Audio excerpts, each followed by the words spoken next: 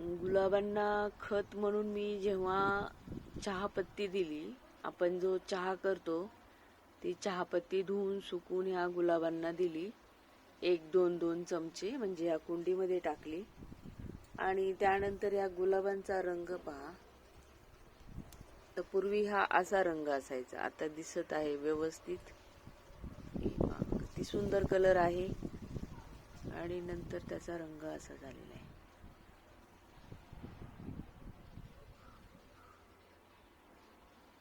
Change झालेला आहे colour. आणि आता थंडीमुळे एवढी गुलाबं नाही येत रोपावरती, कारण पानं सर्व गळून गेलेली आहेत, पण थोडेसेच आहेत. पण चहापत्तीच्या वापराने हा बदल होतो. आणि हे फूल सुद्धा खूप मोठं झालेलं आहे. कलर मध्ये पण डार्क आलेला आहे आणि फूल सुद्धा मोठं झालेलं आहे.